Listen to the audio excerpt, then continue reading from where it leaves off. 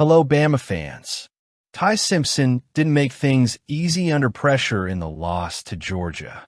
And now, is this guy ready for the NFL? A delicate question. Let's analyze the news. The loss to Georgia in the SEC championship exposed one of those games where nothing seems to flow the way Alabama needs it to, especially when quarterback Ty Simpson is thrown into the center of a stage that demands precision, composure, and quick responses. And Simpson, who had already shown personality and maturity months earlier in Athens, ended up experiencing a completely different game, marked by constant pressure, defensive lapses, and the feeling that the entire team was playing against a tide that wouldn't recede. It's impossible to analyze Simpson's performance without considering the conditions surrounding him.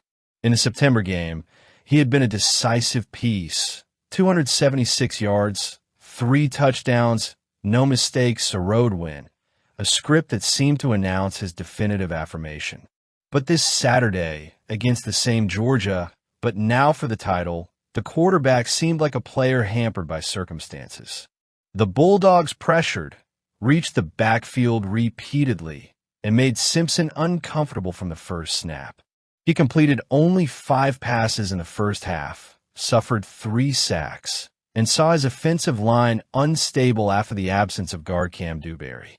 This doesn't mean Alabama didn't try to adjust, but each attempt stumbled due to small disconnects, routes that didn't develop in time, or reads that fell apart because of the pressure.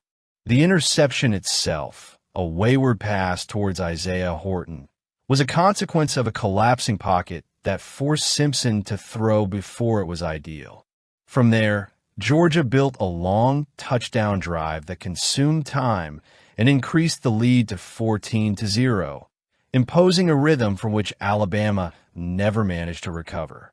The offense finished an entire first half without scoring, something almost symbolic of the level of difficulties the team faced. Simpson was not only under pressure, but had to make do with short passes and check downs, like those attempted with Daniel Hill, who took over the position from Jam Miller. It was evident that Alabama was trying to find any way to stabilize the offense and resurrect the rhythm that, throughout the season, made the Crimson Tide one of the most explosive teams in the country. When the touchdown finally came, with a 23-yard pass to Jeremy Bernard in the fourth quarter, the feeling was one of relief mixed with frustration. Bernard even led the team in receiving yards, but he was also at the center of one of the most painful plays of the night. The fourth down at Georgia's 17-yard line, when Simpson was forced to back off too far, throw high, and rely on luck. The ball passed through K.J. Bolden's hands and hit Bernard's chest before falling to the ground.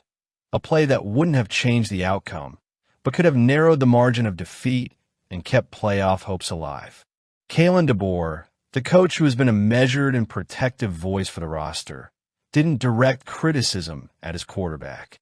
On the contrary, he pointed to the injury scenario, the lack of chemistry in training, and the difficulty of rebuilding an offensive line that lost Parker Brailsford the previous week and even saw him go to the medical station at the Iron Bowl. Brailsford played in the final, but admitted that some protection lapses were his fault. Still, Simpson insisted that no one there is physically unscathed at this point in the season. The truth is that Alabama went too long without a first down, more than an entire quarter. And that sums up more than any statistic how much the offense suffered. The 28-7 loss is tough, of course, but it shouldn't be seen as a definitive portrait of Simpson. He's a young player placed under pressure from one of the most aggressive defensive systems in the country, without a full line, with little margin for error, and carrying the weight of representing a program that doesn't tolerate mistakes. Simpson needs to improve, and he knows it. But it's also clear that the environment around him needs to become solid again. Alabama still has one of the best offenses in the country, as he himself said.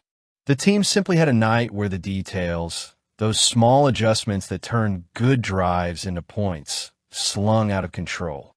And that, at the level Alabama competes at, makes all the difference. The Crimson Tide looks forward again with DeBoer's firm leadership, a roster willing to correct mistakes, and a quarterback who, despite the physical and emotional blows of the final, remains a promising player. The loss doesn't define Ty Simpson. It only makes it clear that there's still work to be done. We'll see. Colt Lumpers's decision to commit to Alabama is not just another achievement for the Crimson Tide's recruiting, but a symbol of what has always made this program special: the ability to attract talent who, even before arriving on campus, already understand the greatness of wearing the uniform. When Lumpers announced his choice on Tuesday, he wasn't just saying yes to a university or a team, but embracing a legacy built over decades in the heart of Alabama. And in doing so, he brought with him a unique blend of ambition, talent, and passion that seems so naturally intertwined with the DNA of football in Tuscaloosa. The young tight end, who is already impressing, doesn't just come with eye-catching numbers. He arrives with a competitive mindset shaped by his journey so far. In his junior year of high school, Lumpers amassed impressive statistics: 44 receptions for 812 yards and 8 touchdowns. The numbers speak for themselves, of course, but what truly resonates is how he sees his role in the game. "I always dreamed of playing there," he told the Touchdown Alabama website. This seemingly simple phrase echoes something bigger: the idea that there's an almost mystical magnetism surrounding this program, capable of attracting young athletes who see Alabama not just as a destination, but as a place where dreams can be realized.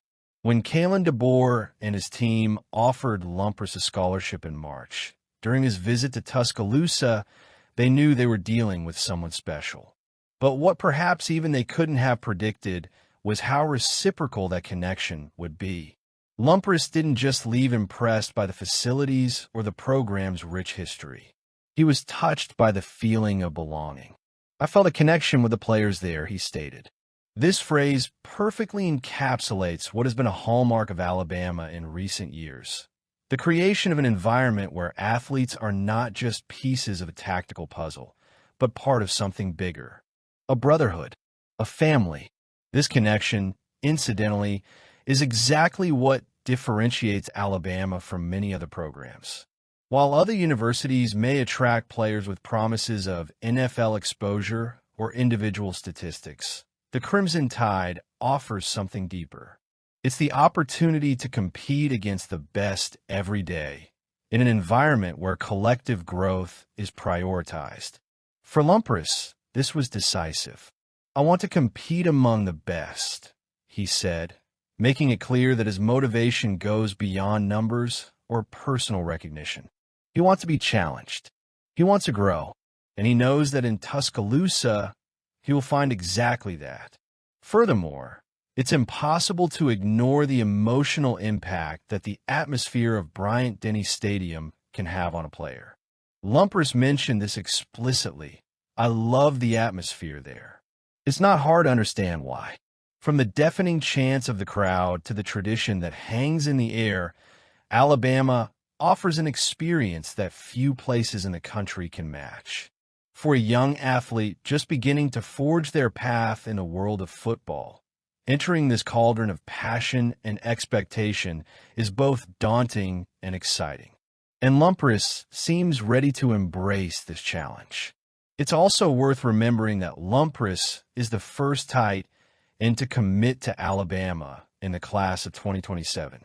This is significant because it reflects the program's strategic vision of continuing to strengthen key offensive positions. With the constant evolution of defenses in college football, the role of the tight end has never been more crucial.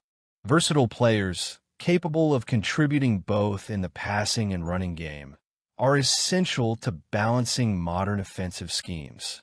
And Lumpers, with his combination of size, speed, and receiving ability, seems tailor-made for the style of play that Kalen DeBoer wants to implement.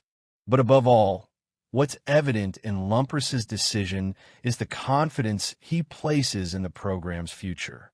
Even in the face of recent changes, including the transition to new coaching leadership. He saw something that convinced him that Alabama remains the right place to build his career. Perhaps it's the program's solid structure, which remains unshaken regardless of who's in charge. Perhaps it's the culture of excellence that permeates every practice, every game, and every decision made within the team building.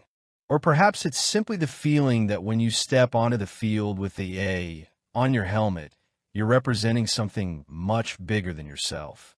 Whatever the reason, one thing is certain. Colt Lumpers isn't just joining a football team. He's joining a lineage of players who helped write some of the most memorable pages in college sports. Comment,